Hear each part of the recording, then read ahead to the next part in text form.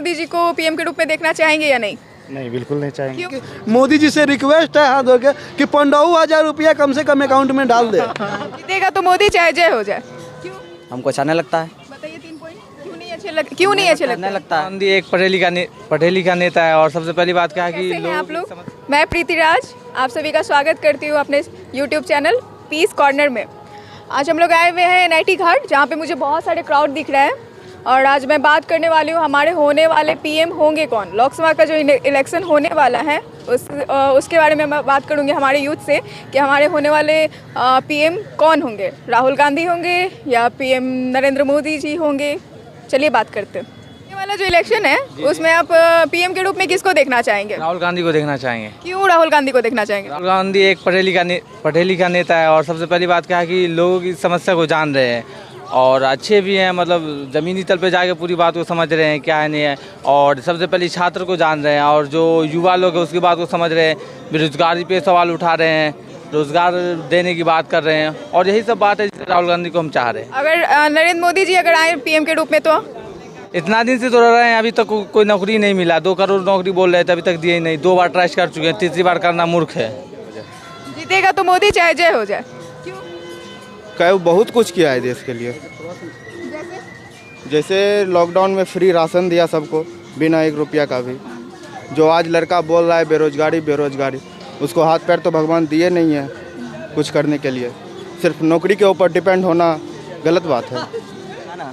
उस हार्वर्ड से पढ़ा, वो था एक और था, वो भी हार्वर्ड से ही पढ़ा था और तीनों देश को डुबा देंगे। पाकिस्तान तो डूब ही गया और एक और था, उसका नाम मुझे याद नहीं आ रहा, वो भी डुबा दिया। अगर राहुल गांधी भी हार्वर्ड से पढ़े कहीं वो भी बन गए तो वो भी 70 साल में तो डुबा ही दिए हैं।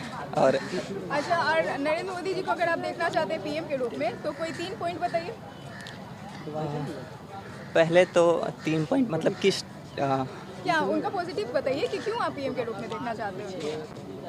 क्योंकि वो मतलब किसी के पहले अपना मतलब जो अपना धर्म है ना उस पर बोलते हैं, किसी और के धर्म पे कमेंट नहीं करते हैं वो। और दूसरा पीएम के रूप में आप नरेंद्र मोदी जी को देखना चाहते हैं, राहुल गांधी जी को देखना चाहते हैं या किसी और को सपोर्ट करना? जो हमें रोजगार देगा, जो हमें रोजगार की बात करेगा उसे हम सपोर्ट करेंगे, ना कि मोदी की तरह खाली वादे पर वादे, झूठे वादे के ऊपर वादे करते रहे और हमें वो झांसा देते रहे।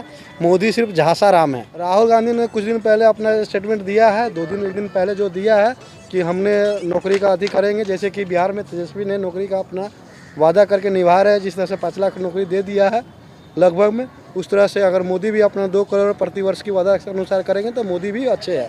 अगर वो हमें बात में झलमा लगा के और आगे निकल जाएंगे ये तो कहती बर्दाश्त की चीज़ नहीं है। ठीक है, चलिए, तो इनका कहना है कि जो हम लोगों को रोजगार देंगे हम उनका सपोर्ट करें। लोकसभा का जो इलेक्शन होने वाला है उसमें पीएम के रूप में आप किसको देखना चाहेंगे? राहुल देखना चाहेंगे, मोदी को देखना चाहेंगे।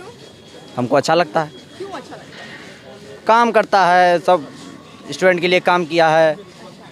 और राहुल गांधी जी को क्यों नहीं? हमको अच्छा नहीं लगता है। बताइए 3 पॉइंट क्यों नहीं अच्छे लगते? नहीं लगता है।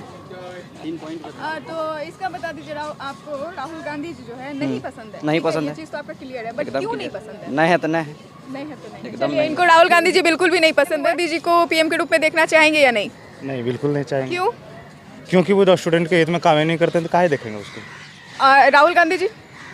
राहुल गांधी जी अच्छे नेता हैं, अभी बना रहे हैं, मतलब युवा नेता है। युवा जो होंगे उसका सपोर्ट जरूर करेंगे। राहुल गांधी अच्छे हैं, आ रहे हैं, उनको बारे में सोचेंगे इलेक्शन। लेकिन नरेंद्र मोदी नहीं।